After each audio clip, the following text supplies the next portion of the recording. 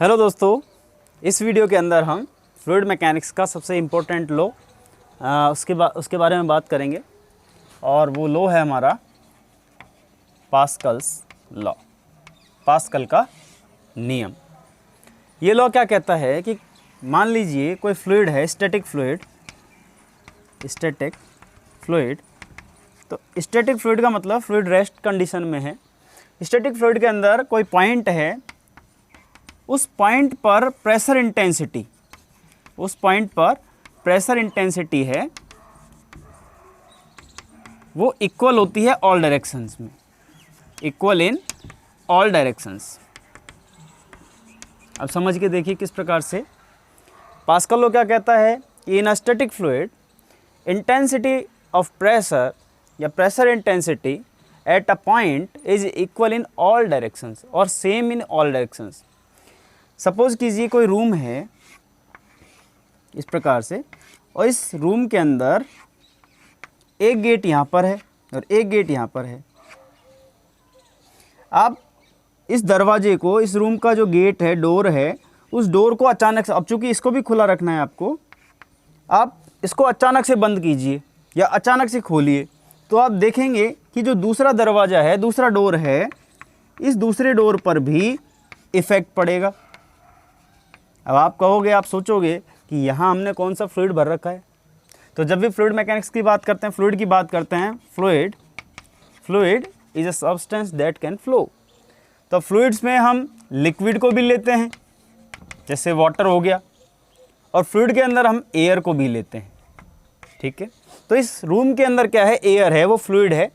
और जैसे ही हम एक डोर को जो है क्लोज करेंगे या ओपन करेंगे सडनली, तो ये जो, चूँकि हमने कहा कोई पार्टिकल है या कोई पॉइंट है, कोई एक पॉइंट ले लीजिए, मान के चलिए, ठीक है ना, हमको केवल एज्यूम करना है कि उस पॉइंट पर जो प्रेशर इंटेंसिटी है वो इक्वल है।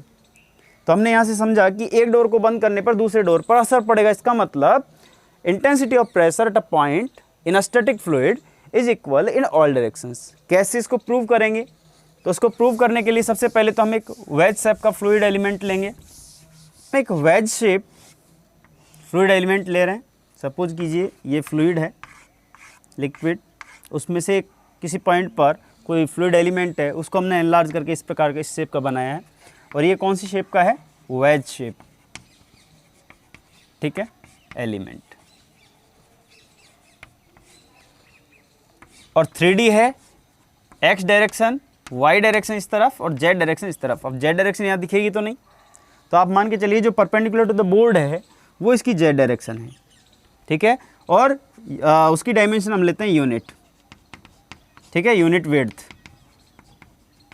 यहाँ से यहाँ तक डायमेंशन dx लेके चलते हैं एक्स डायरेक्शन में, यहाँ से यहाँ तक की डायमेंशन है dy, और ये डायमेंशन डिस्टेंस हम लेके चलते हैं ds। ठीक है, प्रेशर इंटेंसिटी एक्स डायरेक्शन में इसको a नाम दे देते हैं, इसको b नाम दे देते हैं, इसको c नाम दे देते हैं। ये एंगल थीटा BAC। ठीक है, अब हम क्या करके चलते हैं, हम क्या मान के चलते हैं कि ये जो है इस डायरेक्शन में AB सरफेस के ऊपर PX प्रेशर अप्लाई हो रहा है, यहाँ पर AC सरफेस पर PZ और यहाँ पर PY, क्योंकि ये Y डायरेक्शन है, ये X और ये अभी Z निकालेंगे। ठीक है ना। अब चूँकि ये तो इंक्लाइंड है, तो आप ये देखोगे कि ये वाला जो एंगल है ये भी थीटा ही है, Z की डायमेंशन है। जब ये थीटा है तो ये वाला एंगल कौन सा हो गया? ये हो गया 90 माइनस थीटा। और इस PZ के रेस्पेक्ट में ये वाला कंपोनेंट हो गया वर्टिकल कंपोनेंट, और इसको हमने नाम दे दिया PZ cos 90 माइनस थीटा। और ये वाला कंपोनेंट कौन सा हो गया? PZ, ये इस तरफ लगेगा, PZ sin 90 minus theta. Is it clear? अब हम क्या करेंगे, रिजॉल्व करेंगे इन फोर्सेस का। तो सबसे पहले तो हम ये देखेंगे इस फ्लूइड एलिमेंट के, वेज शेप फ्लूइड एलिमेंट के ऊपर कौन कौन से फोर्सेस काम कर रहे हैं। तो सारे डायरेक्शंस में जो फोर्सेस लग रहे हैं वो forces in x y z direction. और सेकंड वन, इस फ्लूइड एलिमेंट का खुद का भी तो कुछ वेट होगा, तो हमने कह दिया वेट ऑफ एलिमेंट। ठीक है, अब हम क्या करेंगे, रिजॉल्व करेंगे फोर्सेस को। तो रिजोल्यूशन या रिजॉल्विंग फोर्सेस, सबसे पहले हॉरिजॉन्टली या एक्स डायरेक्शन में, इन एक्स डायरेक्शन रिजॉल्व करते हैं। जब रिजॉल्व करेंगे तो यहाँ पर फोर्स देखिए, फोर्स इज इक्वल टू क्या होता है, क्योंकि प्रेशर इज इक्वल टू होता है P is equal to force upon area. तो फोर्स अगर निकालेंगे तो pressure intensity into area at which this pressure applied. तो यहाँ पर ये जो प्रेशर इंटेंसिटी Px हमने कंसिडर की है, ये किस एरिया पर जो है एक्ट कर रही है, ये तो डिस्टेंस dy है, और परपेंडिकुलर अगर हम ये विड्थ है इसकी यूनिटी मानते हैं तो 1 इंटू डी वाई, ये वाला एरिया हो गया इसका, तो Px इंटू डी वाई ये फोर्स हो गया x डायरेक्शन के अंदर। तो हम लिखेंगे Px into d y into 1 क्या है, विड्थ है, इज इक्वल्स टू, ये किसके इक्वल होगा, इस तरफ से जो फोर्स लगा हुआ है Pz sine 90 minus theta into, अब देखिए ये तो हो गया प्रेशर का, ये Pz प्रेशर था किस पर लगा हुआ था, इस ds पर, और ये हमने यूनिटी मानी थी, ठीक है। तो ये हो जाएगा इंटू ds इंटू 1, यहाँ तक हो गया।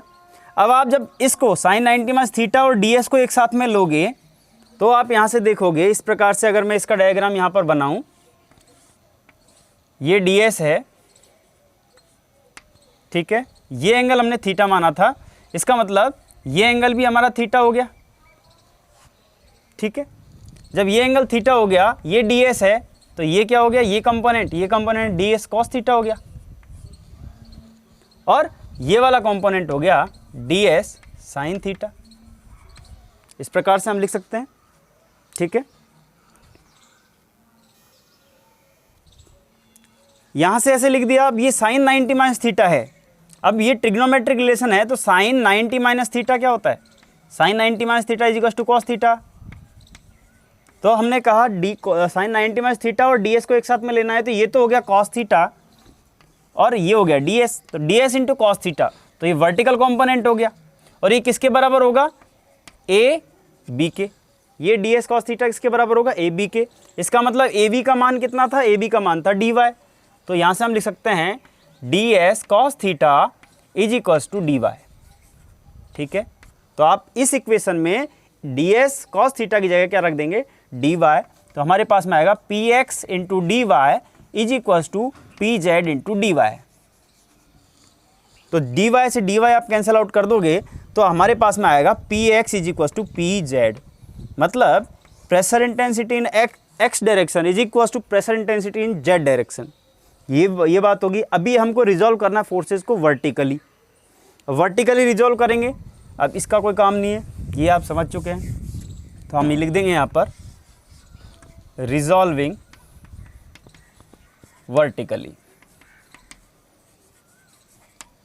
वर्टिकली रिजॉल्व करेंगे। तो वर्टिकल में नीचे से तो लगा हुआ है px into d y, sorry dx, py into dx into 1, ऊपर से लगा हुआ है एक तो ये वाला component pz cos 90 minus theta into ds, और इस फ्लूइड एलिमेंट का वेट, तो यहाँ पर लिखेंगे py इंटू dx इंटू 1, ऊपर की तरफ लगा हुआ है, माइनस नीचे की तरफ लगा हुआ है ये वाला force pz cos 90 minus theta into ds into 1, minus, अब देखिए इस फ्लूइड एलिमेंट का वेट, तो मैं लिख देता हूँ वेट ऑफ फ्लूइड एलिमेंट,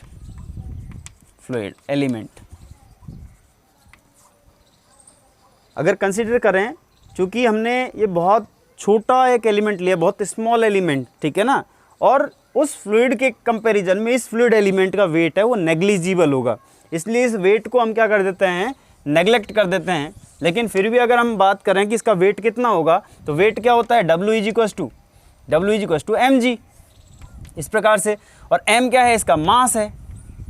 अगर डेंसिटी की टर्म में लिखी तो rho is equals to mass per unit volume, इस प्रकार से होता है। तो मास इज इक्वल्स हो जाएगा वॉल्यूम इंटू डेंसिटी,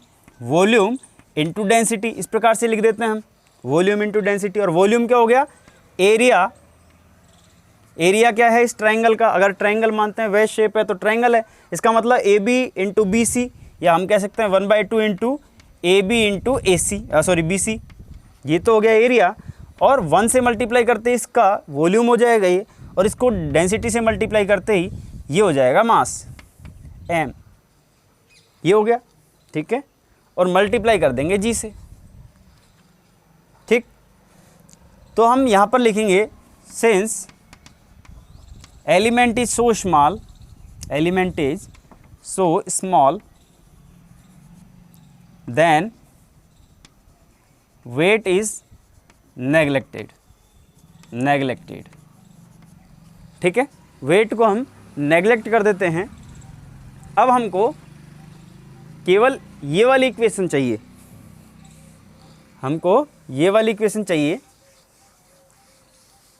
और इस इक्वेशन को हम यहाँ लिखते हैं p y into d x is equals to, अब ये d s cos 90 minus theta, अब कॉस 90 माइनस थीटा किस में कन्वर्ट हो गया, साइन थीटा में।